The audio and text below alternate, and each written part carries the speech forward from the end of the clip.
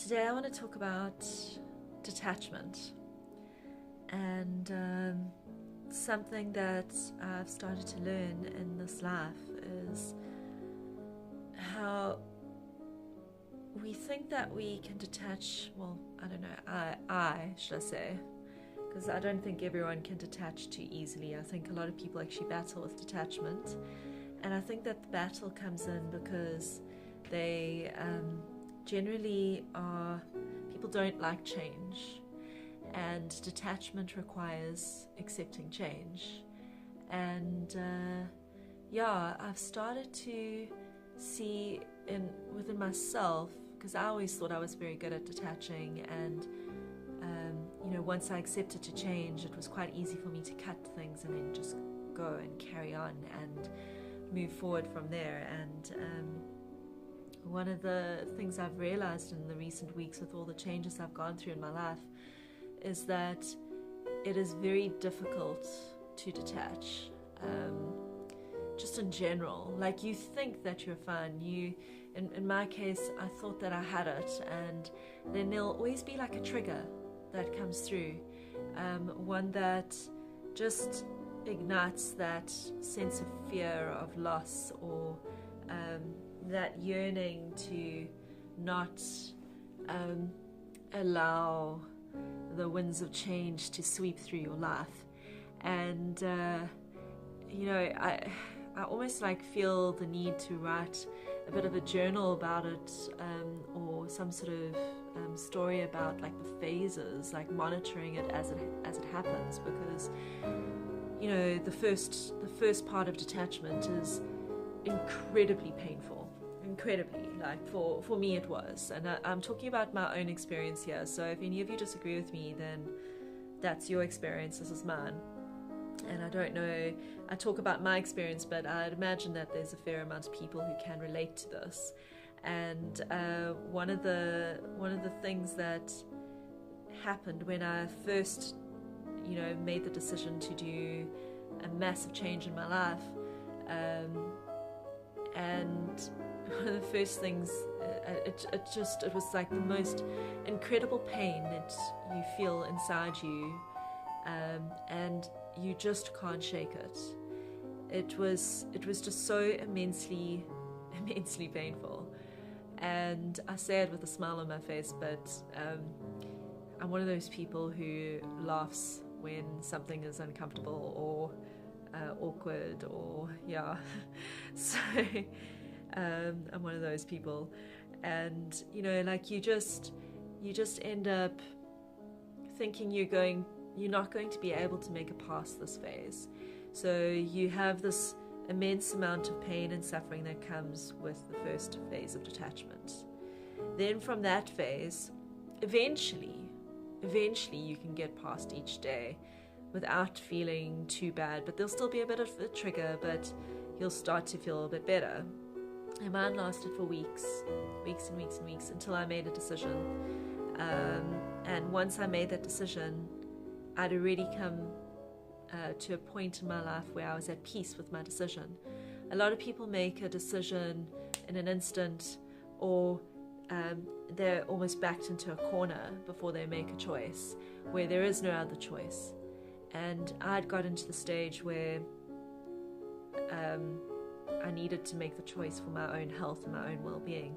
So I made this choice, and then from that choice, I was relatively okay. I mean, I was sad about it, but I still was able to go ahead with the choice. I was strong enough to go ahead with the choice. And what happens with detachment is, quite often you feel quite weak and run down and stressed, and you battle to move forward with the choices you need to make in order to fully detach. And you will be continuously tested at each phase of detachment, continuously doubting your choices, wondering if this is the right decision to be making. And that is the fear of detaching that starts to come through, and it starts to eat away at you. And if you give into it enough, it will eat away at you, and you might go back on your choice, you might renege on it. And I've just consistently stuck to my guns, even though I have been sad about my choice. I've just forced myself to power through it.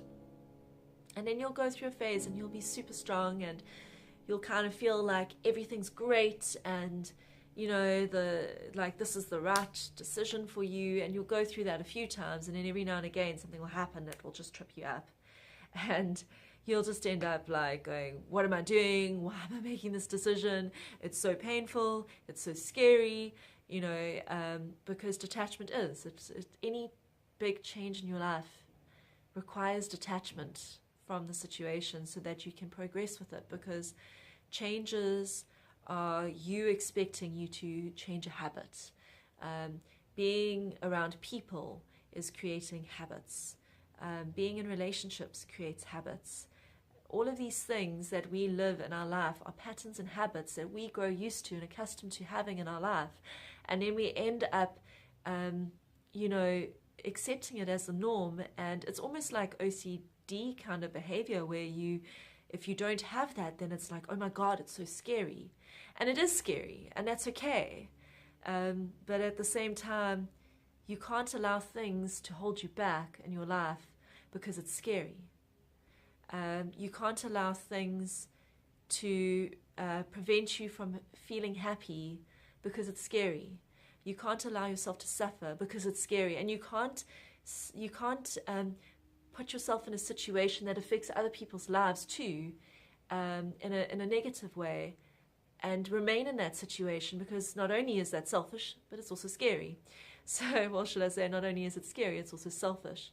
So what I'm trying to say is detachment is a big deal, and it's almost like you have to create a habit of detaching in order to be able to detach fully.